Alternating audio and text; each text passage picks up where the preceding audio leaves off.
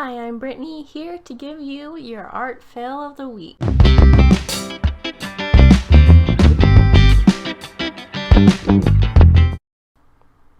Today I'm going to be taking this wooden pumpkin I bought for $5 at the store and creating some fall decor.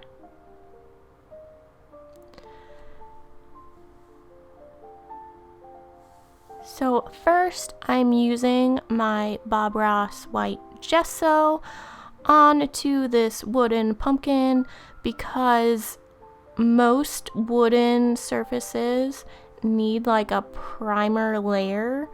Otherwise your acrylic paint will soak into the wood.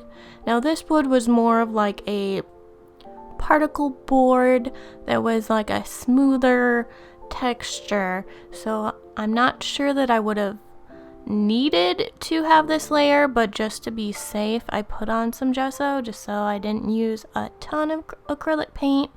And I think you could also just use a primer of white paint, like either like cheap white craft paint or just something to create a layer before you use acrylic paints, just to be safe so you're not using up a ton of your supply. I thought this was a great deal to purchase this $5 pumpkin and just paint it how I wanted a fall decoration wall hanging to look, because a lot of the sales going on really didn't take that much off of your decor. Now, as you can see, well, maybe you can't because I don't clean my paint palette very often, obviously.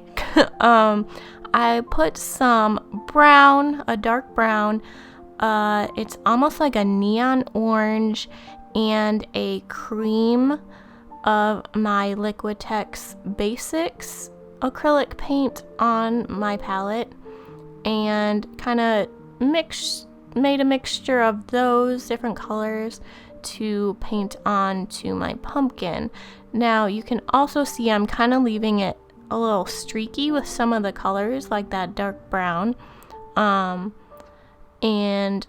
blending those together to kind of get almost like a rustic look, and not doing dry brushing this time, but just kind of making a blended, almost marbleized color.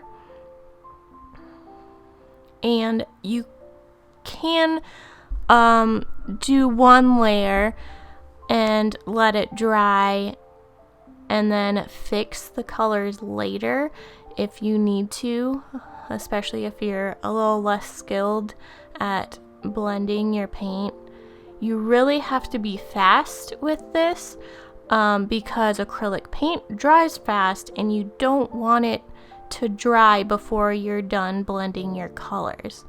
So really it was like I took this pumpkin and the little strips of the already indented edges, so I did one at a time just to make sure my paints didn't dry on the canvas before I was done blending them how I wanted. But like I said, you can touch up later on, which you'll see me do. I kind of fill in the leftover white bits that didn't really get covered as well, or just the colors that got too much of maybe like a dark brown in that area.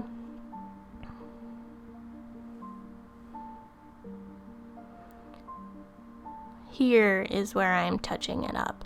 And also those little indents of the pumpkin, there's actually a cutout, if you couldn't tell, between each portion that's actually like laser engraved in, that I was touching up in between if some white got in or a color I didn't want got in. So I used my dark brown to kind of fill that in because I wanted that dark indent. Here, doing the stem of the pumpkin, I wanted to add little vines coming down, just add a little bit more to grab your eye when you're looking at this on the wall, and not just have kind of a plain pumpkin. I didn't do too much highlight and shadow. I did kind of the same blending technique where it was like if I got a little bit lighter on one edge, then I'd go a little bit darker in some areas. So I didn't really make this too realistic looking. I just added some different shades and added some vines where I thought it looked nice, just hanging down over the sides.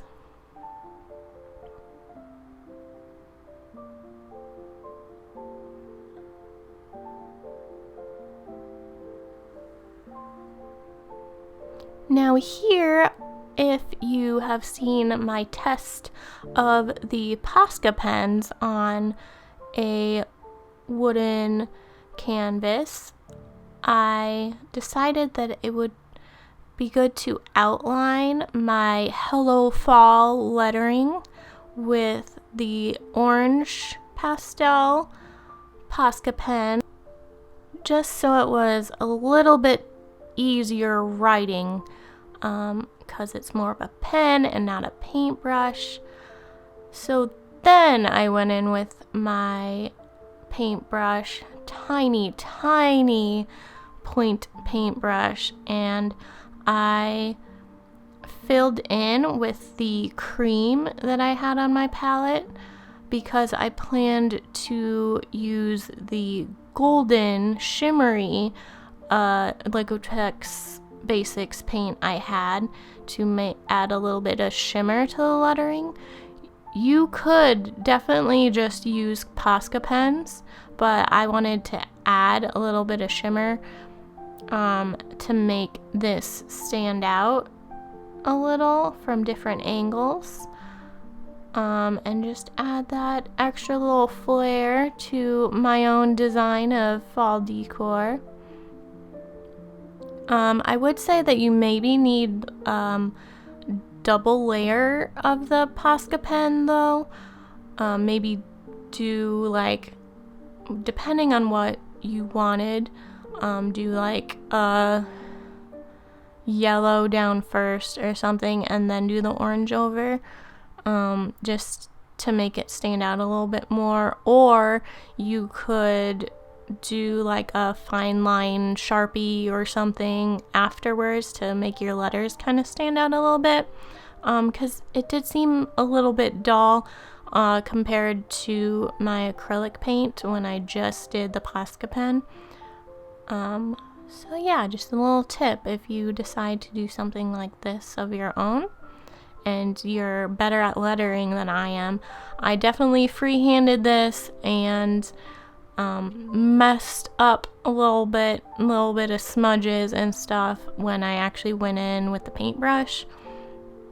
And I looked at references on Google for different fall decorations and how they had their lettering on their wooden signs, their wooden wall art, and just eyeballed it and freehanded. You can make your own stencil. I know a bunch of people have Cricut machines that they can make their own. I do have a very old tutorial that teaches you how you can cut out your own stencil using a printed off lettering from like Microsoft Word or something. I'll link that video, just know it's old. I probably need to update it, but I've gotten good enough that I want to freehand letter. If you needed to have it very specific, I would definitely make a stencil. But for me, it was fine just freehanding. It turned out okay.